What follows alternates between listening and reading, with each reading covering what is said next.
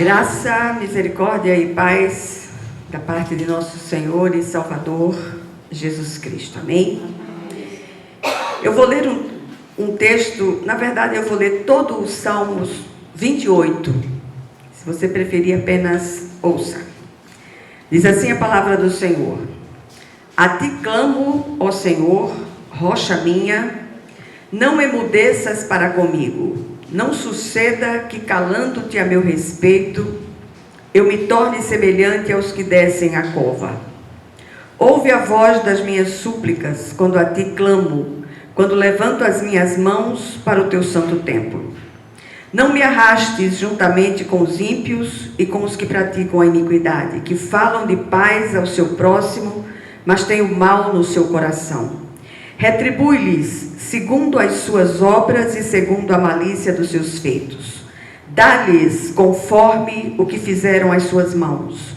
Retribui-lhes o que eles merecem, porquanto eles não atentam para as obras do Senhor, nem para o que as suas mãos têm feito.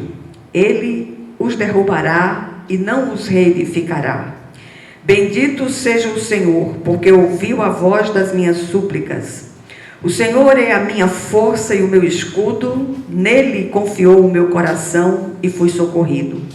Pelo que o meu coração salta de prazer, e com o meu cântico o louvarei. O Senhor é a força do seu povo, ele é a fortaleza salvadora para o seu ungido. Salva o teu povo e abençoa a tua herança, apacenta-os e exalta-os para sempre. Amém. Amém? Vamos orar. Senhor nosso Deus e nosso Pai celestial, fazemos nossas as palavras do salmista, que é um pedido de socorro pela tua intervenção nas nossas vidas. Cada um de nós tem uma demanda, cada um de nós tem uma inquietação profunda no coração, e nós te pedimos hoje de um modo muito, muito especial, que o Senhor abrace a cada uma de nós, que o Senhor ministre essa paz que excede todo o entendimento aos nossos corações, renovando as nossas forças e nos fazendo seguir adiante na força que só o Senhor pode suprir. Fala conosco, Senhor, porque o teu povo ouve, em nome de Jesus. Amém. Meus amados irmãos, eu vou usar o masculino porque tem um varão lá atrás. A maioria é formada por mulheres, mas temos um varão sentado lá atrás. Então, o desejo do nosso coração é trazer um despertamento para que confiemos inteiramente no Senhor, independente das circunstâncias. Se nós fôssemos parar agora para saber o que é que tem inquietado os corações de vocês, eu acho que a gente nem saía daqui hoje, porque são tantas as agonias, as demandas, as inquietudes, coisas que a gente não sabe nem como orar, não sabe nem como pedir. E ultimamente, muitas coisas que têm chegado, eu tenho entregado ao Senhor e dito: Senhor, eu não sei como o Senhor vai fazer em resposta a essa oração, mas eu já estou dizendo amém para aquilo que tu farás, porque a vontade de Deus para nós, ela é sempre boa, agradável e perfeita. Muitas vezes eu estava comentando com uma amada irmã, a gente ora por determinadas situações, filhos, cônjuges, problemas financeiros, e a gente não sabe nunca como Deus vai responder aquela situação. E muitas vezes, quando nós oramos, parece que as coisas pioraram e pioraram muito. E eu queria dizer a você, quando isso acontecer, aquietai-vos e sabei que o Senhor é Deus. Ele ouviu a sua oração e está respondendo. Amém. E se veio um reboliço na situação, é papai trabalhando. Deixa ele agir. O texto lido mostra mais uma vez Davi, o rei salmista de Israel, homem segundo o coração de Deus, enfrentando uma situação difícil. Não se conhece aqui o contexto histórico que gerou estes salmos. No entanto, podemos perceber pelas palavras do salmista, tratar-se de uma situação que envolve os ímpios, os que praticam a iniquidade, bem como aquelas pessoas dissimuladas que fingem ser nossas amigas, nossos amigos, mas no final das contas querem nos atingir de alguma forma. Mais uma vez, o salmista mescla súplicas com ações de graça. Sempre, sempre, sempre que você for orar, entregando uma demanda ao Senhor, entregue e glorifique o Senhor. Às vezes a gente faz isso em lágrimas. Às vezes a dor é tanta, a agonia é tão tremenda, que a gente não tem força nem para orar. Mas uma das infinitas possibilidades e especialidades de Deus é traduzir as nossas lágrimas. É decodificar aquilo que não sai pela boca, mas sai pelos olhos na forma de lágrimas. E na verdade, pouco importa a situação histórica que gerou estes salmos. O fato mais importante aqui é que as palavras proferidas há tanto tempo pelo salmista tocam profundamente os nossos corações e nos ensinam lições preciosas sobre o silêncio de Deus, a perseverança e a fé confiante no meio das grandes provas pelas quais todos nós indistintamente passamos. A cada dia fica mais claro que os agires de Deus acontecem de acordo com a sua soberana vontade e obedecendo a um cronograma diferente daquele usado pelos seres humanos apressados como nós. É imprescindível e terapêutico confiarmos no Senhor de todo o nosso coração, em toda e qualquer situação, mesmo quando Ele se cala. Muitas vezes, eu não sei se acontece isso com vocês, certamente acontece, a gente está numa agonia tão grande, tão profunda, e que a gente começa a apresentar determinadas situações ao Senhor, e parece que as coisas pioram e pioram e muito. É papai trabalhando. E eu essa semana disse a uma irmã, eu disse, olha, você gosta de fazer faxina? Ela disse, gosto. Eu disse, não há uma faxina que a gente vá fazer, ou uma arrumação que a gente vá fazer, sem que a gente desarrume tudo, tire tudo do lugar, para depois encaixar as coisas nos seus devidos lugares. E quando o papai faz essa faxina, nesse templo que somos nós, não é diferente. E o Senhor está fazendo isso. E eu queria que hoje você saísse daqui com o coração leve, consolado por aquilo que está vindo. E não se assuste com a forma como Deus vai fazer. A coisa vai ser séria.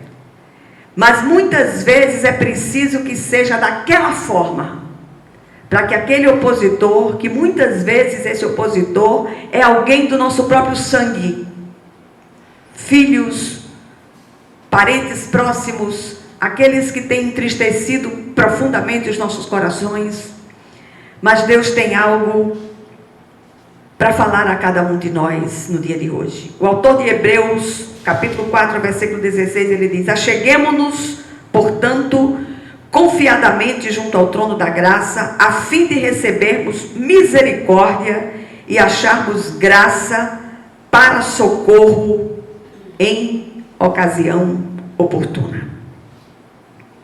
Como servos do Deus vivo, quando estamos passando por momentos de grande aflição, a primeira coisa que nos ocorre é buscá-lo para que Ele nos livre daquela hora dolorosa.